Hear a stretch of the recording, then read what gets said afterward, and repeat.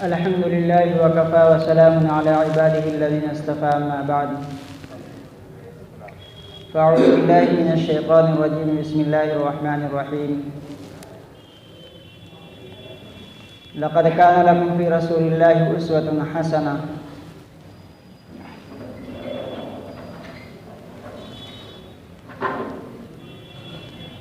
کسی شاعر نے کہا ہے یہی ہے زبانی محبت کا عالم تو دین خدا اور بدنام ہوگا اگر سن سکو تم تو روح محمد خراج اطاعت کی طالب ہے تم سے یہی ہے جو قول و عمل کی درنگی یہی ہے جو قول و عمل کی درنگی بہت درد انگیز انجام ہوگا فقط خوش بیانی کے جوہر دکھا کر کوئی قوم دنیا میں ابھری نہیں ہے عمل چھوڑ کر صرف باتیں بنا کر کوئی قوم دنیا میں ابھری نہیں ہے یہ سوچو کہ نور ہدایت کا پرچم جناب محمد نے کیسے اڑایا یہ سوچو کہ دبتوں کو کیسے ابھارا یہ سوچو کہ گرتوں کو کیسے سنبھالا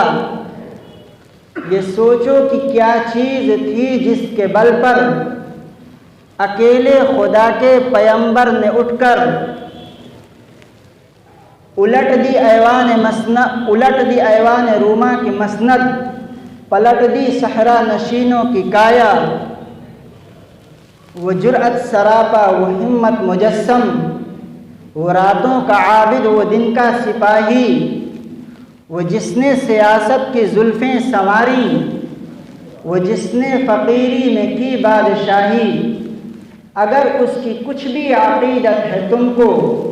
تو اپنا وتیرہ بدلنا پڑے گا زبان نفاق و عمل سے گزر کر صداقت کے سانچے میں ڈھلنا پڑے گا خبر دے رہا ہے محمد کا اسوہ کہ آسان نہیں ہے مسلمان ہونا بہت امتحانات درپیش ہوں گے بہت سخت راہوں پہ چلنا پڑے گا میرے بھائیوں اللہ تعالیٰ کا یہ دستور ہے کہ اگر بندہ اللہ کی نعمتوں پر شکر ادا کرتا ہے تو اللہ مزید نعمتیں عطا فرماتا ہے اور اگر اس کی ناشکری کرتا ہے تو اللہ نعمت چھین لیتا ہے اللہ کی بے شمار نعمتیں ہیں اللہ نے ہمیں اشرف المخلوقات بنایا ساری مخلوقات میں سب سے افضل اعلیٰ اکرم برتر اور پھر انسانوں میں سب سے افضل امت نبی اکرم صلی اللہ علیہ وسلم کی امت میں ہونے کا شرف عطا فرمایا اور اس کو بطور احسان کے اللہ تعالیٰ نے ذکر فرمایا لقد من اللہ علی المؤمنین اذ بعث فیہم رسولا اللہ تعالیٰ نے مؤمنین پر احسان کیا کہ ان میں ایک رسول بھیجا ہمارے رسول کس ماحول میں آئے وہ ماحول کیسا تھا ہمارے رسول جس ماحول میں آئے وہ ماحول انسانیت کو دفن کر چکا تھا اس ماحول میں شراب پینا عزت سمجھا جاتا تھا کسی کو لوٹ لینا فخر کی بات سمجھی جاتی تھی اور کسی کو لوٹ لینا کسی کو مار دینا یہ فخر کی بات سمجھی جاتی تھی زنا ان کا پیشہ تھا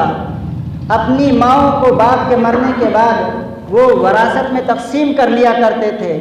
اپنی بچیوں کو اپنی لڑکیوں کو اپنے ہاتھوں سے زندہ دفن کر دیا کرتے تھے قتل و قتال مار پیٹ لڑائی جھگڑا گالی گلوچ یہ سب ان کی عادت بن چکی تھی اور ان کی فطرت بن چکی تھی اور یہ انسانیت سے گرے ہوئے ہونے کا نتیجہ تھا لیکن جب جناب محمد رسول اللہ صلی اللہ علیہ وسلم تشریف لائے اور آپ نے کلمہ توحید بلند فرمایا اور آپ نے فرمایا یا ایھا الناس قولوا لا الہ الا اللہ تفلحوا، اے لوگو لا الہ الا اللہ پڑھ لو کامیاب ہو جاؤ گے۔ یہ آپ کا بین الاقوامی پیغام تھا اور یہ قیامت تک کے لیے تھا۔ جب آپ نے لوگوں پر محنت کی تو وہی جو ظالم تھے، جو سفاک تھے، جو درندے تھے اور جو لٹیرے تھے اور جو زانی تھے، جو شرابی تھے، جو جواری تھے، جو اپنی ماؤں کو وراثت میں تقسیم کر لیا کرتے تھے، اپنی بچیوں کو اپنے ہاتھوں سے زندہ دفن کر دیا کرتے تھے اور نہ جانے کیا کیا انسانیت سے گری ہوئی حرکتیں کیا کرتے تھے، جب وہ اس پیغام حق سے جڑے ہیں تو پھر خود اللہ کے نبی نے اعلان فرمایا اصحابی کالنجوم بأیہم اقتدیتم اہتدیتم، میرے صحابہ ستاروں کے مانند ہیں، ان میں سے جس کی اقتدا کرو گے، جس کے پیچھے چلو گے کامیاب ہو جاؤ گے، ہدایت پا جاؤ گے۔ اتنی بڑی سند زبان نبوت سے ان کو آخر کیسے ملی؟ وہی اسلام، وہی قرآن،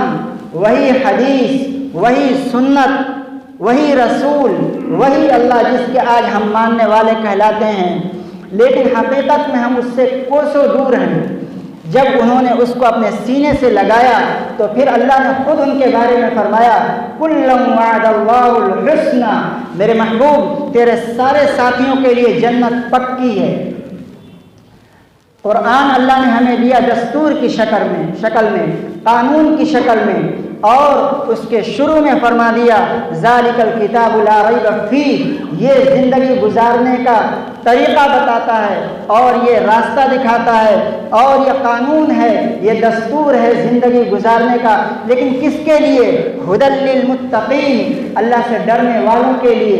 اللہ سے ڈرنے والوں کے لیے۔ آج ہم نے قرآن کو طاقوں میں رکھ دیا ہے، آج ہم نے قرآن کو الماری کی زینت بنا دی ہے اور اپنے عمل سے یہ کہتے ہیں، یہ ظاہر کرتے ہیں کہ اب قرآن کی ضرورت نہیں رہی، اب اسلام کی ضرورت نہیں رہی، اب نبی کے طریقے کی ضرورت نہیں رہی، اب تو ہمیں عزت ملے گی تو غیروں کے طریقوں میں ملے گی، اب تو ہمیں عزت ملے گی اور کامیابی ملے گی تو غیروں کی تہذیب اپنا کر ملے گی، غیروں کا کلچر اپنا کر ملے گی۔ حالانکہ حضرت عمر رضی اللہ تعالی عنہ نے فرمایا تھا کہ ہم ایک پست اور ذلیل قوم تھے، ناخوالہ تھے، ان پڑھ تھے، جاہل تھے اور سماج میں ہماری کوئی حیثیت نہیں تھی، کوئی وقار نہیں تھی، کوئی عزت نہیں تھی۔ ہمیں عزت ملی ہے تو اسلام سے ملی ہے، ہمیں عزت ملی ہے تو قرآن سے ملی ہے، ہمیں عزت ملی ہے تو نبی کے طریقے سے ملی ہے۔ مسلمانوں یاد رکھو کہ اگر اس کے علاوہ میں عزت تلاش کرو گے تو اللہ تمہیں ذلیل کر دے گا، اللہ تمہیں رسوا کر دے گا، اللہ تمہیں تباہ و برباد کر دے گا۔ یہ حضرت عمر رضی اللہ تعالیٰ عنہ فرمایا کرتے تھے، اور ذلیل کرے گا نہیں، اب تو اللہ نے ذلیل کر دیا ہے اور کر رہا ہے، کر چکا ہے۔ 55 ملکوں پر تم حکمرانی کر رہے ہو اور 55 ملکوں پر تمہاری حکومت ہوئے، برسر اقتدار ہو، خود مختار حکومتیں ہیں، لیکن اس کے باوجود کوئی ایسا نہیں ہے جو اپنی بات کہے اور اس کی بات مان لی جائے، کوئی ایسا نہیں ہے جو میمورنڈم پیش کرے اور تسلیم کر لیا جائے۔ آج اگر رسول کی شان میں کوئی گستاخی کرے تو مسلمان احتجاج کرتا ہے اور سڑکوں پر اتر آتا ہے، لیکن مسلمانوں غور کرو کہ اگر کوئی غیر کرے تو اس کے ساتھ ہمارا یہ رویہ ہوتا ہے، لیکن ہمارا بھائی کرے، ہمارا باپ کرے، ہماری اولاد کرے، ہماری بیوی کرے، ہمارے بچے کریں، ہمارا دوست کرے، ہمارا پڑوسی کرے، ہمارا معاشرہ کرے، ہماری تہذیب کرے، ہمارا کلچر نبی کی توہین کرے، نبی کی تضلیل کرے، نبی کی تضحیق کرے، سنتوں کا مذاق اڑائے اور قرآنی احکامات کی دھجیاں بکھیرے، تو کیا ہم سے اتنا بھی نہیں ہو سکتا کہ ہم اس کا بائیکاٹ کریں؟ میرے بھائیوں، اللہ کو نہ میری ضرورت ہے نہ آپ کی ضرورت ہے، اللہ تو بے نیاز ہے، اللہ کو نہ میری ضرورت نہ آپ کی ضرورت۔ اگر ہم قرآنی احکامات پر عمل کریں گے، سنت پر چلیں گے تو اللہ ہم کو عزت کے ساتھ زندہ رکھے گا اور زندہ قوموں میں ہمارا شمار ہوگا۔ اور اگر ہم نے اپنے طریقوں کو بدل دیا، اللہ کے راستے سے ہٹ گئے، قرآن اور سنت کے راستے سے ہٹ گئے، تو اللہ کو ہماری کوئی ضرورت نہیں ہے۔ اللہ نے قرآن نازل فرمایا اور خود اس کی حفاظت کا ذمہ لیا، انا نحن نزلنا الذکر وانا لہ لحافظون، میں اس کی حفاظت کروں گا، میں نے نازل کیا، میں اس کی حفاظت کروں گا۔ اب اسی کے ضمن میں علماء فرماتے ہیں کہ جو قرآن کی حفاظت کرے گا، جو قرآن پر عمل کرے گا، سنت پر عمل کرے گا، قرآن و سنت کی حفاظت کرے گا، اللہ اس کی بھی حفاظت فرمائے گا۔ جیسے قرآن کی حفاظت فرمائے گا، اہل قرآن اور قرآن پر عمل کرنے والوں کی بھی حفاظت فرمائے گا۔ اور اگر ہم قرآن پر عمل نہیں کریں گے، سنتوں پر عمل نہیں کریں گے، تو اللہ کو ہماری کوئی ضرورت نہیں۔ اللہ ہماری جگہ کوئی اور قوم لے آئے گا، دوسری قوم لے آئے گا جو ہماری آپ کی طرح نافرمان نہیں ہوگی۔ قرآن خود کہہ رہا ہے وَإِن تَتَوَلَّوْا يَسْتَبْدِلْ قَوْمًا غَيْرَكُمْ ثُمَّ لَا يَكُونُوا أَمْثَالَكُمْ، اپنی روش بدلو، اپنے طریقے بدلو، اپنے اعمال، اپنے کردار، اپنے افعال، اپنے اقوال، اپنے اطوار، اپنے اخلاق، اپنی عادات کو بدلو، ورنہ وہ دن دور نہیں ہے کہ اللہ ہم سب کو بدل دے گا اور ہماری جگہ دوسری قوم کو لائے گا جو ہمارے اور تمہاری طرح نافرمان نہیں ہوگی، جو باغی نہیں ہوگی، جو اللہ سے سرکشی اور عداوت کرنے والی اور اللہ کی نافرمانی کرنے والی نہیں ہوگی، بلکہ اللہ سے محبت کرنے والی ہوگی۔ ایسی قوم اللہ ہماری جگہ لائے گا۔ میرے بھائیوں، اللہ موقع دیتا ہے، موقع سے فائدہ اٹھانا چاہیے۔ اگر موقع سے فائدہ نہیں اٹھاؤ گے تو اللہ یہ موقع چھین لے گا، پھر افسوس کرنے سے کوئی فائدہ نہیں ہوگا۔ یہ موقع اللہ کی بہت بڑی نعمت ہے۔ اللہ جب موقع دیتا ہے تو موقع سے فائدہ اٹھانا چاہیے۔ آج موقع ہے قرآن پڑھنے کا، آج موقع ہے سنتوں پر عمل کرنے کا، آج موقع ہے شریعت پر عمل کرنے کا، آج موقع ہے اسلام کی تبلیغ کا، آج موقع ہے اسلامی احکامات پر عمل کرنے کا، آج موقع ہے اللہ کے نبی کے اخلاق کو زندہ کرنے کا۔ یہ قوم جو سب سے بڑی اور سب سے اونچی اور سب سے اعلیٰ اور سب سے برتر قوم سمجھی جاتی تھی، آج یہ سب سے بدتر کیوں ہو گئی ہے؟ آج یہ سب سے بدتر کیوں سمجھی جا رہی ہے؟ اس کی کیا وجہ ہے؟ اگر ہم نے اللہ کے رسول کے اخلاق کو بانٹا ہوتا تو یہ برادران وطن جو آج ہمارے دشمن بنے ہوئے ہیں، یہ برادران وطن جو آج ہم سے دور ہیں، یہ برادران وطن جو آج ہم سے نفرت کرتے ہیں، یہ برادران وطن جو آج ہماری شکل دیکھنا گوارا نہیں کرتے ہیں، اگر ہم نے اللہ کے رسول کے اخلاق بانٹے ہوتے، اگر ہم نے انہیں محبت پیش کی ہوتی، اگر ہم نے ان کے سامنے اللہ کے نبی کا اسوہ دیا ہوتا انہیں اور پیش کیا ہوتا نبی کا اسوہ، تو اللہ کی قسم وہ تو پتھروں کو پوجتے ہیں، ہمیں آپ کو نہیں پوچھتے۔ وہ تو پتھروں کے پجاری ہیں، وہ ہمیں آپ کو بھی پوچھتے، لیکن غلطی ہماری ہے کہ ہم نے انہیں چھوڑ دیا، ہم نے انہیں نبی کا اسوہ نہیں بتایا، ہم نے ان کے سامنے نبی کے اخلاق کو پیش نہیں کیا۔ تو اللہ موقع دیتا ہے، موقع سے فائدہ اٹھانا چاہیے، موقع سے فائدہ اٹھاؤ مسلمانوں، ورنہ اندلس کی تاریخ تمہارے سامنے ہے۔ 900 سال مسلمانوں نے حکومت کی، لیکن جب انہوں نے موقع سے فائدہ نہیں اٹھایا تو اللہ نے تہس نہس کر دیا۔ اور روس کی تاریخ بھی تمہارے سامنے ہے کہ جہاں مسلمان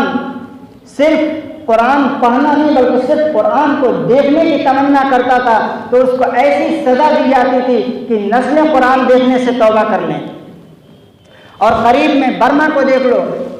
کہ برما کے بارے میں علماء چیخ چیخ کے کہتے تھے کہ مسلمانوں موقع سے فائدہ اٹھاؤ، موقع سے فائدہ اٹھاؤ۔ کتنے علماء کی تقریر آج بھی برما کی موجود ہے کہ مسلمانوں موقع سے فائدہ اٹھاؤ اور موقع کو غنیمت جانو، اور یہ جمہوریت ہے، اس جمہوریت میں اپنے اسلام کی حفاظت کرو، شریعت کی حفاظت کرو اور اس کے طریقے کو اپناؤ کہ جس سے شریعت اور اسلام کی حفاظت ہو۔ لیکن وہ قوم بالکل بے حس ہو چکی تھی، جیسے آج ہماری قوم بے حس ہو چکی ہے۔ وہ قوم بے حس ہو چکی تھی، ایک کان سے سنتی تھی دوسرے کان سے نکال دیتی تھی۔ کیا حال ہوا آج آپ کے سامنے ہے۔ تو میرے بھائیوں، غور کرنے کا مقام ہے، صرف جذبات سے کام نہیں چلتا، غور کرنا پڑے گا کہ آخر ہمیں کرنا کیا ہے۔ بابری مسجد ہمارے ہاتھوں سے نکل گئی، کیوں نکل گئی؟ کیا وجہ ہے؟ کیا سبب ہے؟ کبھی غور کیا اس پر کہ کیوں بابری مسجد مسلمانوں کے ہاتھوں سے نکل گئی؟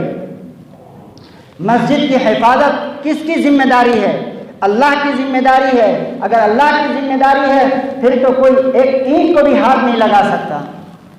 اور اگر ہماری آپ کی ذمہ داری ہے تو ہو سکتا ہے کہ ہمارا قصور ہو۔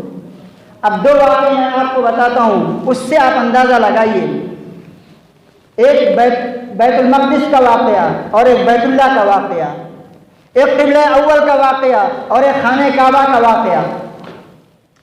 اگر کوئی قوم ایسی ہو کہ جس کے پاس رسول کا نمونہ ہو، کتاب اللہ ہو اور شریعت ہو اور شریعت پر عمل کرنے کے مواقع ہوں، یہ ساری چیزیں موجود ہوں، لیکن اس کے باوجود وہ شریعت پر عمل نہیں کرتی، تو پھر ایسے وقت اللہ مساجد کی حفاظت نہیں فرماتا، حوالے کر دیتا ہے۔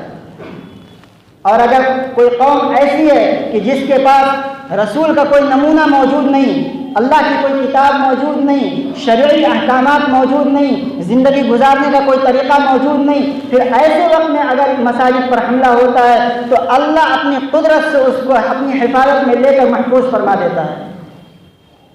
اب دو میں سے ایک کا فیصلہ کرو کہ ہم کہاں کھڑے ہیں، ہمارا کیا حال ہے، ہم کس میں سے ہیں۔ دونوں واقعے کی طرف میں مختصراً اشارہ کر رہا ہوں۔ بیت اللہ کو گرانے کے لیے ابرہہ آیا اور ہاتھی کا لشکر لے کر آیا، ہاتھی کا لشکر لے کر بیت اللہ کو گرانے اور ڈھانے کے لیے آیا، تو اللہ نے کیا فرمایا؟ اللہ نے اس کا پورا واقعہ سورہ فیل میں بیان فرمایا۔ أَلَمْ تَرَ كَيْفَ فَعَلَ رَبُّكَ بِأَصْحَابِ الْفِيلِ أَلَمْ يَجْعَلْ كَيْدَهُمْ فِي تَضْلِيلٍ وَأَرْسَلَ عَلَيْهِمْ طَيْرًا أَبَابِيلَ تَرْمِيهِمْ بِحِجَارَةٍ مِّن سِجِّيلٍ فَجَعَلَهُمْ كَعَصْفٍ مَّأْكُولٍ۔ ان سب کو اللہ نے کھایا ہوا بھونسا بنا دیا اور اپنے گھر کی حفاظت فرمائی۔ سب کو کھایا ہوا بھونسا بنا کر اپنے گھر کی حفاظت کر کے دکھا دیا۔ کیوں؟ اس لیے کہ اس وقت کے جو عوام تھے وہ کافر تھے، وہ مشرک تھے جو اس کے ذمہ دار اور اس کے متولی تھے، تو اللہ نے خود اس کی حفاظت فرمائی۔ لیکن جب کوئی قوم ایسی ہو کہ اس کے پاس رسول کا نمونہ ہو، کتاب اللہ ہو، شرعی احکامات موجود ہوں اور شریعت پر عمل کرنے کے مواقع موجود ہوں، اور پھر بھی اس کے باوجود وہ عمل نہیں کرتی اور کوتاہی کرتی ہے اور غفلت برتتی ہے اور اللہ کی نافرمانی کرتی ہے، تو پھر ایسے وقت اللہ دشمنوں کو ان کے اوپر مسلط کرتا ہے اور دشمنوں کے ذریعے سے ان کی مساجد کو مسمار کرواتا ہے اور دکھاتا ہے کہ دیکھو یہ تمہارے اعمال بد کا نتیجہ ہے۔ بیت اللہ کو گرانے اور ڈھانے کے لیے ابرہہ آیا تو اللہ نے کھایا ہوا بھونسا بنا دیا، لیکن خود اللہ نے بیت المقدس کے بارے میں فرمایا، جو قبلہ اول تھا اس کے بارے میں اللہ نے فرمایا وَقَضَيْنَا إِلَىٰ بَنِي إِسْرَائِيلَ فِي الْكِتَابِ لَتُفْسِدُنَّ فِي الْأَرْضِ مَرَّتَيْنِ وَلَتَعْلُنَّ عُلُوًّا كَبِيرًا۔ مجھے معلوم تھا کہ بنی اسرائیل دو موقع ایسے آئیں گے کہ جس میں حد سے زیادہ نافرمانی کرنے لگیں گے اور بغاوت کرنے لگیں گے اور سرکشی کرنے لگیں گے اور اللہ کی نافرمانی کرنے لگیں گے۔ جب ان میں سے پہلا موقع آیا اور ان کی بغاوت اور ان کی سرکشی اور ان کا عناد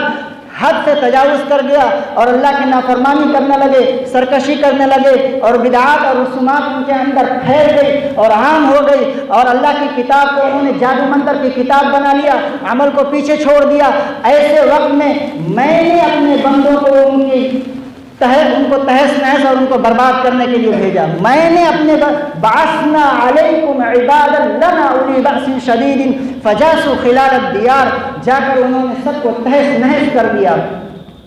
لیکن پھر اس کے بعد ان کو ہوش آیا اور انہوں نے اپنے اعمال بد سے توبہ کی اور تائب ہوئے اور اپنا رخ موڑا اور اپنے اعمال کو بدلا، تو پھر میں نے حالات کا رخ بدل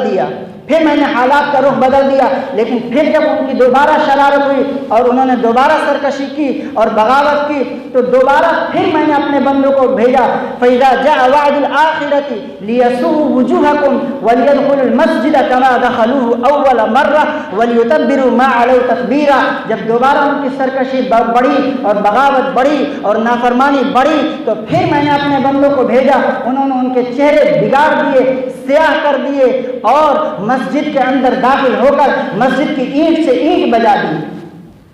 اور صرف اتنا ہی نہیں، پھر آگے اللہ نے وارننگ دی ہے، عسیٰ ربکم ان یرحمکم، سنو غور سے سنو، اگر تم سدھر جاؤ گے، اگر تم نے اپنے اعمال درست کر لو گے تو اللہ تم پر رحم کرے گا، اللہ تم پر مہربان ہو جائے گا اور اللہ تمہارا محافظ ہوگا، تمہارا مددگار ہوگا۔ لیکن سنو سنو، وَإِنْ عُدْتُمْ عُدْنَا، اگر دوبارہ شرارت کرو گے تو دوبارہ میں ذلیل خوار کر دوں گا، دوبارہ میں تمہیں ایسے ہی عذاب کا کوڑا تمہارے اوپر برساؤں گا اور تمہارے دشمنوں کو تمہارے اوپر مسلط کروں گا، جو تمہاری مساجد اور تمہاری عبادت گاہوں کو مسمار کر دیں گے اور تم بس واویلا مچاتے رہو گے، کچھ نہیں کر سکو گے، کچھ نہیں کر سکو گے۔ اگر کچھ کرنا ہے تو اپنے اعمال کو بدلنا پڑے گا، اپنے اعمال کو نہ بدلو اور چاہو کہ اللہ کی حفاظت ہو، اللہ کی مدد اترے، ایسا نہیں ہو سکتا مسلمانوں۔ اس لیے اپنے اعمال کو بدلنا پڑے گا، اپنے اقوال اور اپنے اخلاق کو بدلنا پڑے گا، اپنے کردار کو بدلنا پڑے گا۔ اگر حالات کو بدلنا چاہتے ہو، حالات کا رخ موڑنا چاہتے ہو اور یہ چاہتے ہو کہ اللہ کی مدد اترے، اللہ کی نصرت اترے، تو اس کے لیے اپنے عمل کو بدلنا پڑے گا۔ اللہ تعالی ہم سب کو صحیح عمل کی توفیق عطا فرمائے، آمین۔ وآخر دعوانا الحمد للہ رب العالمین۔